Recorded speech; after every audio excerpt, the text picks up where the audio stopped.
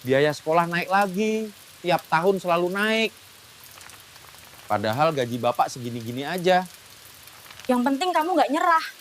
Bapak boleh capek, tapi anak kita nggak boleh berhenti sekolah. Yang salah itu berhenti, bukan mengeluh.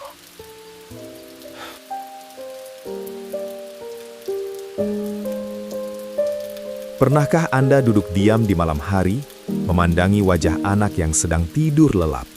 Lalu tiba-tiba, dada terasa sesak. Bukan karena haru, tapi karena cemas. Ada sebuah ketakutan besar yang menghantui hampir setiap orang tua di Indonesia, yaitu bayangan melihat anak kita gagal melangkah ke jenjang pendidikan tinggi hanya karena tabungan kita tidak cukup. Di sisi lain, ada ketakutan yang tidak kalah menyeramkan, yang sering kita simpan rapat-rapat dalam hati, yaitu bayangan masa tua di mana kita tidak punya sepeser pun simpanan dan terpaksa menjadi beban finansial bagi anak-anak kita nantinya. Dilema ini seperti berdiri di antara dua jurang.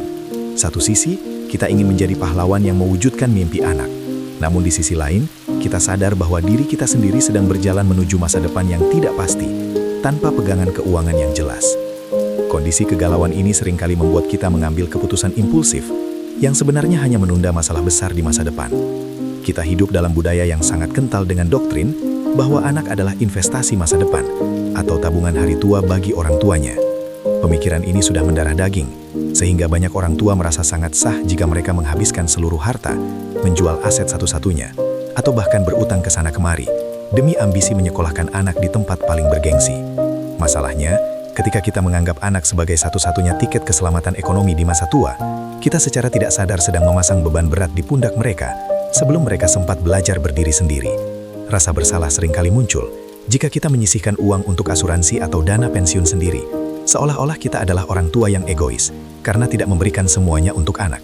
Padahal, kesehatan finansial orang tua adalah fondasi utama bagi kebahagiaan anak, karena tidak ada anak yang benar-benar merasa sukses jika mereka harus melihat orang tuanya menderita di masa tua.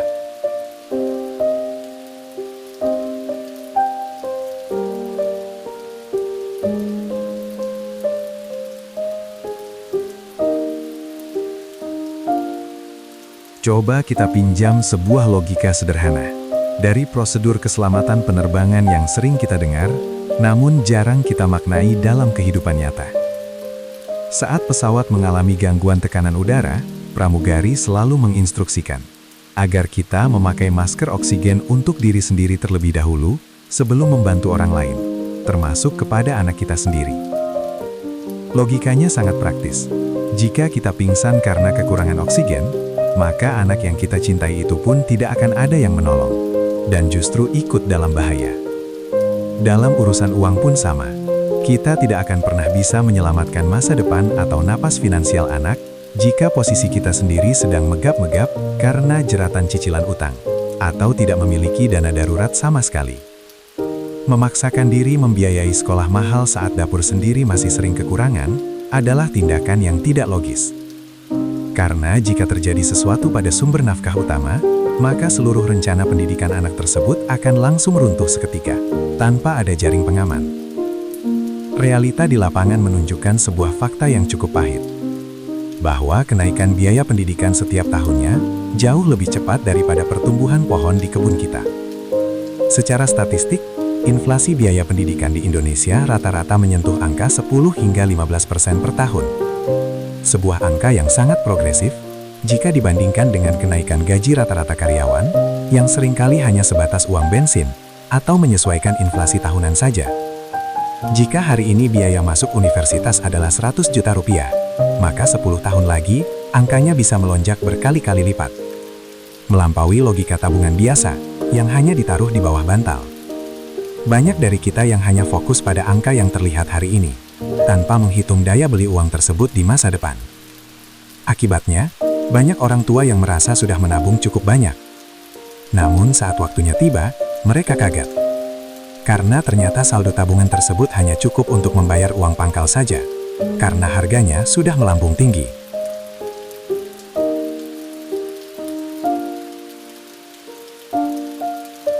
Seringkali kita terjebak dalam pusaran emosi yang membuat kita lupa menghitung matematika dasar dalam rumah tangga. Kita sering memaksakan standar hidup atau standar pendidikan tertentu karena melihat lingkungan sekitar. Ojek online yang sering lewat di depan rumah saja punya manajemen resiko yang jelas. Namun, kita sebagai kepala keluarga kadang abai pada resiko jangka panjang. Membeli masa depan anak dengan cara menghancurkan masa depan finansial kita sendiri adalah sebuah perjudian yang sangat berisiko tinggi. Kita perlu memahami bahwa uang yang kita miliki saat ini memiliki batas dan kapasitas tertentu yang harus dikelola dengan kepala dingin, bukan hanya dengan perasaan ingin dianggap sebagai orang tua yang sukses. Kesadaran finansial bukan berarti kita tidak sayang pada anak. Namun, justru karena kita sangat menyayangi mereka, kita tidak ingin mereka mewarisi kemiskinan atau kesulitan yang kita alami saat ini. Memulai perjalanan menuju kemandirian finansial membutuhkan keberanian untuk jujur pada diri sendiri tentang posisi keuangan kita saat ini, tanpa perlu merasa rendah diri.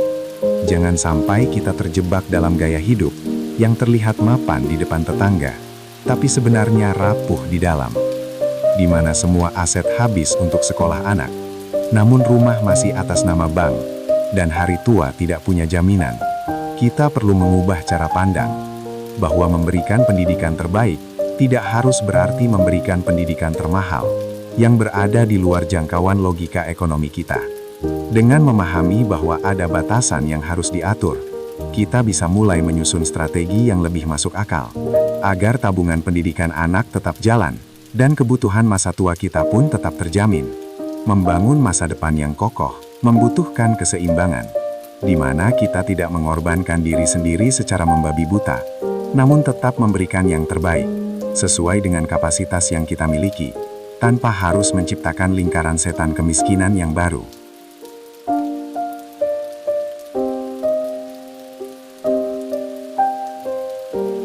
Bagian 2. Logika prioritas dan kejamnya angka. Mari kita bicara jujur tentang satu hal yang sering dianggap tabu dalam diskusi keluarga, yaitu kenyataan bahwa tidak ada bank di dunia ini yang mau memberikan pinjaman untuk biaya hidup pensiun. Ini adalah perbedaan fundamental yang sangat kejam namun logis jika dibandingkan dengan dana pendidikan. Jika anak Anda ingin kuliah, tapi uangnya belum cukup, ada segudang alternatif yang bisa dikejar. Mulai dari beasiswa prestasi, bantuan pemerintah, program magang sambil belajar, hingga skema pinjaman pendidikan yang cicilannya bisa dibayar setelah mereka bekerja. Namun, ketika Anda mencapai usia 60 tahun dan tidak lagi memiliki penghasilan, sementara tabungan habis demi sekolah anak, tidak ada satupun lembaga keuangan yang akan memberi Anda pinjaman, hanya untuk menyambung hidup sehari-hari. Di titik inilah, kita harus sadar bahwa dana pensiun sebenarnya memiliki urgensi yang jauh lebih tinggi secara logika finansial murni, meskipun secara emosional rasanya berat untuk mendahulukannya daripada tabungan anak. Ada sebuah konsekuensi logis yang sangat pahit. Jika kita tetap bersikeras mengorbankan seluruh masa tua demi pendidikan anak tanpa perhitungan matang. Bayangkan skenario ini. Anak Anda memang berhasil lulus dari universitas terbaik dan menyandang gelar sarjana yang membanggakan. Namun tepat setelah dia diwisuda, dia tidak bisa langsung berlari mengejar mimpinya karena harus menanggung biaya hidup orang tuanya yang sudah tidak produktif dan tidak punya aset. Secara teknis, Anda baru saja menciptakan lulusan baru yang kakinya langsung terikat beban berat, yang dalam istilah modern kita sebut sebagai generasi sandwich baru. Bukannya membantu anak sukses, tindakan menguras habis tabungan pensiun justru bisa menjadi bumerang yang menghambat laju karir anak karena mereka harus membagi gaji pertamanya yang masih kecil untuk mengobati penyakit orang tua atau membayar kontrak rumah yang tidak sempat terbeli.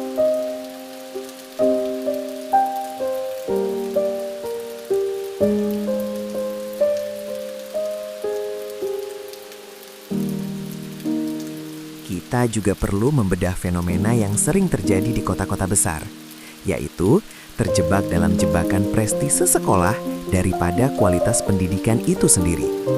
Seringkali, Orang tua merasa harus menyekolahkan anak di institusi tertentu yang biaya masuknya setara dengan harga satu unit rumah subsidi, hanya agar bisa merasa setara saat mengobrol dengan rekan kerja atau tetangga. Padahal, jika kita teliti lebih dalam, kualitas lulusan tidak hanya ditentukan oleh mahalnya SPP, melainkan dari karakter dan lingkungan pendukung di rumah. Memaksa masuk ke sekolah mahal dengan mengorbankan dana pensiun adalah bentuk kegagalan logika, karena Anda sedang menukar keamanan jangka panjang keluarga demi sebuah label atau status sosial yang sebenarnya tidak akan diingat orang dalam 5 tahun ke depan. Pendidikan adalah investasi, benar, tapi investasi yang buruk adalah investasi yang dibeli dengan harga yang jauh melampaui kemampuan bayar sang investor. Salah satu prinsip hidup yang paling mahal adalah memiliki ketenangan pikiran atau peace of mind saat kita memasuki usia senja. Anak-anak yang tumbuh besar melihat orang tuanya mandiri secara finansial akan memiliki mentalitas yang jauh lebih sehat dan berani dalam mengambil risiko karir. Mereka tidak akan dihantui rasa takut atau bersalah jika ingin mengambil kesempatan kerja di luar negeri atau memulai bisnis sendiri, karena mereka tahu bahwa ayah dan ibunya di rumah sudah aman dengan tabungannya sendiri. Secara tidak langsung, dengan kita menyiapkan dana pensiun yang cukup, kita sedang memberikan hadiah kebebasan yang paling berharga bagi anak. Kita memberikan mereka izin untuk fokus pada kehidupan dan masa depan mereka sendiri tanpa perlu terus-menerus menoleh ke belakang untuk memastikan orang tuanya masih bisa makan atau tidak.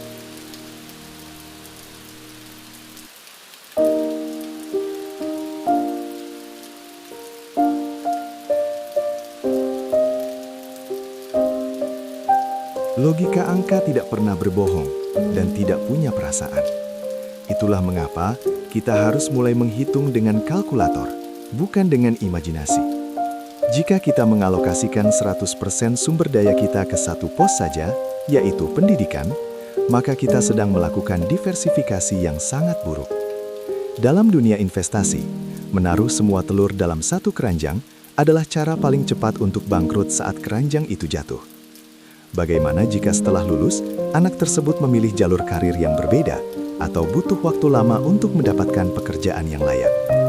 Jika Anda tidak punya cadangan dana sendiri, maka seluruh struktur ekonomi keluarga akan goyah, hanya karena satu variabel yang tidak berjalan sesuai rencana.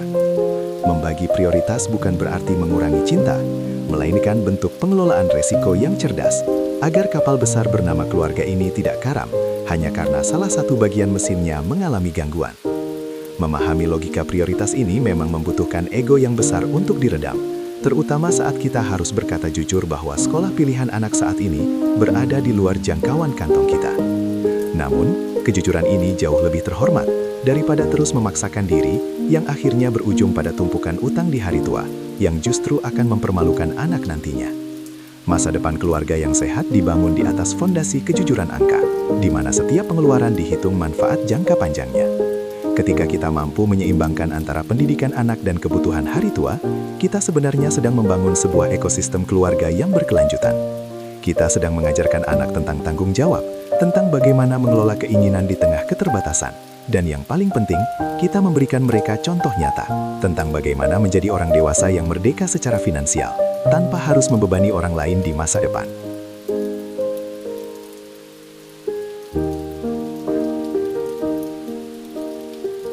Bagian 3. Strategi kompromi tanpa harus mengorbankan salah satu. Setelah kita memahami logika angka, pertanyaan besarnya adalah bagaimana cara praktis membagi uang yang terbatas itu agar kedua pos penting ini tetap berjalan. Kita bisa menggunakan teknik gelas yang terisi, sebuah cara pandang di mana kita tidak perlu menunggu satu gelas penuh baru mengisi gelas lainnya. Bayangkan gaji Anda adalah air yang mengalir. Anda harus membagi aliran itu ke dua gelas secara bersamaan, meskipun alirannya hanya setetes demi setetes. Jangan pernah berpikir untuk menunda tabungan pensiun sampai anak lulus kuliah, karena pada saat itu terjadi, Anda sudah kehilangan waktu belasan tahun yang sangat berharga untuk efek bunga berbunga atau compounding interest. Rahasianya bukan pada seberapa besar nominal yang Anda sisihkan, melainkan pada konsistensi alokasi otomatis yang langsung dipotong di awal bulan sebelum uangnya sempat Anda lihat untuk jajan atau kebutuhan konsumtif lainnya. Dalam menyusun strategi ini, hal pertama yang harus kita lakukan adalah menurunkan sedikit ego dalam memilih jenjang pendidikan dengan mencari opsi sekolah yang kualitasnya setara, namun harganya lebih masuk akal. Banyak orang tua yang terjebak dalam pola pikir bahwa sekolah bagus harus selalu yang paling mahal di pusat kota. Padahal, jika kita mau sedikit meluangkan waktu untuk riset, banyak institusi pendidikan yang memiliki kurikulum bagus dan tenaga pengajar berkualitas, namun biayanya jauh lebih ramah di kantong. Karena mereka tidak menjual kemewahan fasilitas gedung yang sebenarnya tidak terlalu krusial untuk kecerdasan anak. Dengan memangkas biaya pendidikan ke angka yang lebih logis, Anda secara otomatis memberikan ruang napas yang lebih lega untuk mengisi tabungan masa tua, tanpa harus merasa menjadi orang tua yang gagal memberikan fasilitas terbaik.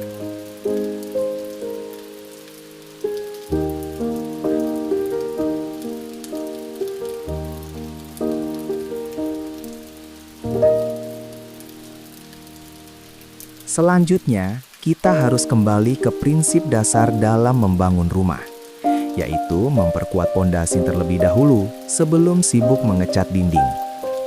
Dalam konteks keuangan keluarga, pondasi itu adalah asuransi kesehatan dan dana darurat yang kuat.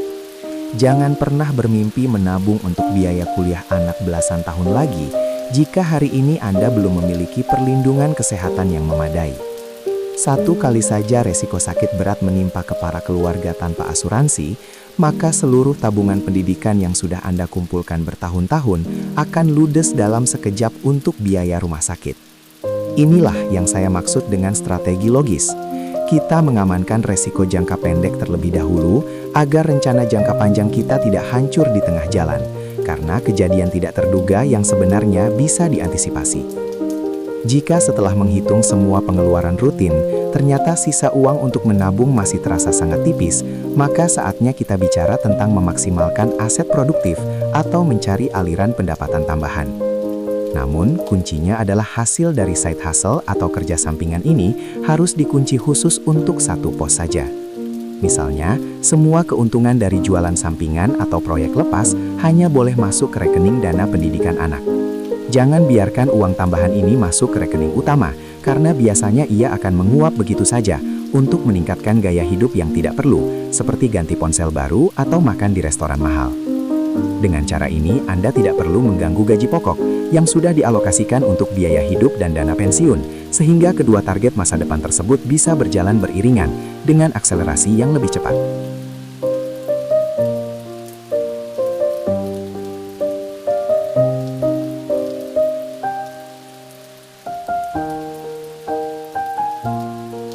Gunakanlah analogi seperti kita sedang berkebun, di mana kita menanam dua jenis pohon yang berbeda masa panennya. Pohon pertama adalah pendidikan anak, yang akan panen dalam waktu 10 atau 15 tahun. Dan pohon kedua adalah dana pensiun, yang mungkin baru panen dalam waktu 20 tahun lebih. Keduanya butuh pupuk dan air setiap hari. Tidak bisa hanya salah satu yang dirawat, sementara yang lain dibiarkan kering kerontang. Strategi kompromi ini memang menuntut kita untuk lebih disiplin dalam mengatur arus kas bulanan dan mungkin memaksa kita untuk sedikit lebih hemat dalam urusan gaya hidup saat ini. Namun pengorbanan kecil hari ini akan terbayar lunas saat kita melihat anak bisa kuliah dengan tenang dan kita sendiri memiliki kepastian finansial untuk tidak merepotkan siapapun di hari tua nanti. Kesadaran untuk berkompromi adalah tanda kedewasaan finansial yang sesungguhnya. Kita berhenti menjadi orang tua yang hanya bermimpi dan mulai menjadi orang tua yang memiliki rencana konkret dengan angka-angka yang nyata di atas kertas. Jangan biarkan tekanan sosial atau tren lingkungan memaksa Anda mengambil keputusan yang akan Anda sesali di kemudian hari saat energi untuk bekerja sudah tidak lagi sama. Dengan pembagian persentase yang tepat, misalnya 60% untuk pensiun dan 40% untuk pendidikan, atau sebaliknya, tergantung usia Anda saat ini, Anda sedang menciptakan jaring pengaman ganda bagi keluarga. Ini bukan tentang memilih siapa yang lebih penting antara Anda atau anak Anda, melainkan tentang memastikan bahwa seluruh anggota keluarga bisa tetap tegak berdiri dalam situasi apapun yang dibawa oleh masa depan.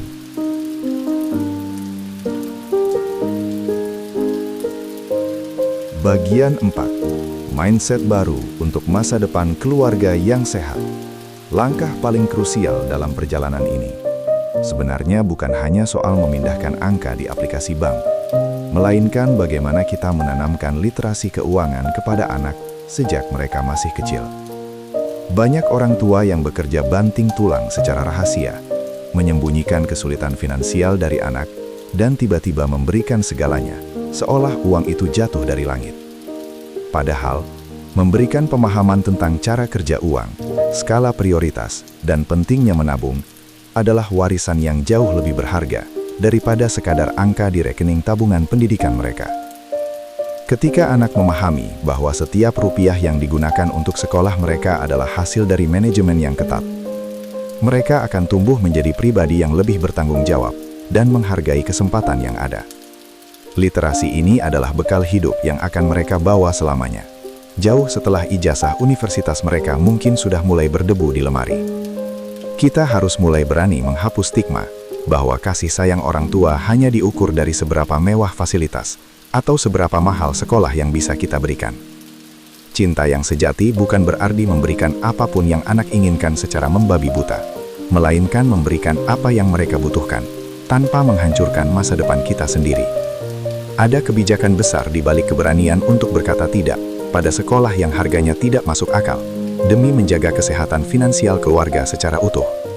Dengan bersikap bijak dalam mengelola beban, kita sebenarnya sedang menunjukkan bentuk cinta tertinggi, yaitu memastikan bahwa kita tidak akan pernah menjadi beban yang menyulitkan langkah kaki mereka ketika mereka sedang berusaha membangun hidupnya sendiri di masa depan. Menjadi orang tua yang mandiri adalah hadiah terbesar yang bisa kita berikan kepada anak-anak kita saat mereka dewasa nanti.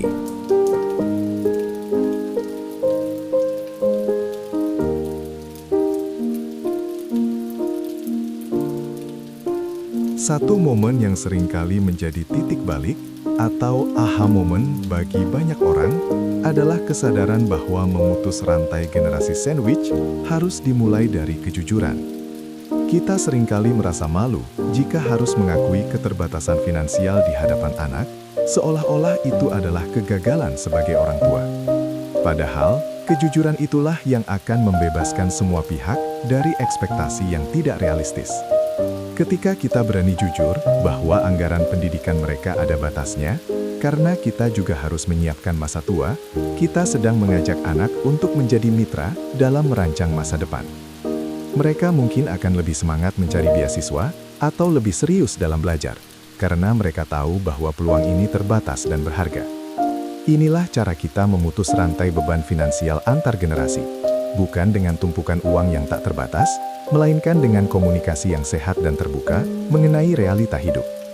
Mari kita renungkan sebuah fakta sederhana, bahwa keberhasilan seorang anak tidak pernah berbanding lurus dengan saldo tabungan pendidikan yang ditinggalkan orang tuanya.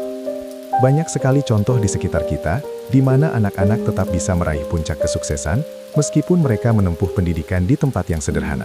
Karena yang mereka miliki adalah mentalitas pejuang dan contoh kerja keras dari orang tuanya.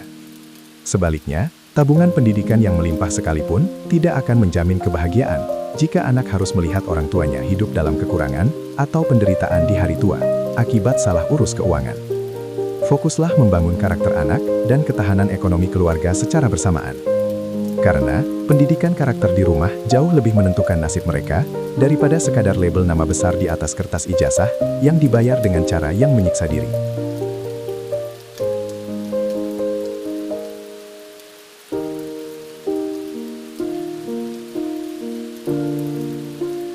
Sebagai penutup, penting untuk kita ingat bahwa menjaga masa tua sendiri adalah tindakan yang sangat mulia bagi masa depan anak. Anak-anak yang kita cintai itu ibarat burung yang suatu saat harus terbang bebas, mengepakkan sayapnya sendiri untuk mencari jati diri dan membangun sarangnya sendiri. Bayangkan betapa beratnya kepakan sayap mereka jika di punggungnya terikat beban finansial orang tua yang tidak punya persiapan masa tua. Dengan menyiapkan dana pensiun dari sekarang, kita sebenarnya sedang memotong tali beban itu agar mereka bisa terbang setinggi mungkin tanpa perlu sering-sering menoleh ke belakang karena rasa cemas akan nasib orang tuanya. Kemerdekaan finansial Anda adalah kemerdekaan bagi anak-anak Anda juga. sebuah siklus positif yang akan terus berlanjut ke cucu dan cicit Anda nantinya. Mulai hari ini, mari kita ubah cara kita mengatur gaji dengan logika yang lebih jernih dan hati yang lebih tenang. Berhentilah terjebak dalam rasa bersalah yang tidak perlu, dan mulailah mengambil langkah nyata untuk mengamankan dua sisi masa depan sekaligus. Tidak ada kata terlambat untuk mulai mengatur ulang prioritas, mengalokasikan dana dengan lebih cerdas, dan membangun komunikasi yang lebih baik di dalam rumah. Pada akhirnya, keluarga yang bahagia bukan lahir dari kekayaan yang dipamerkan, melainkan dari kedamaian batin, karena setiap anggotanya merasa aman, terlindungi, dan tidak saling membebani. Jadilah orang tua yang tidak hanya memikirkan hari esok anak, tapi juga memikirkan bagaimana cara agar hari tua Anda menjadi sumber ketenangan bagi mereka, bukan sumber kebingungan yang berkepanjangan.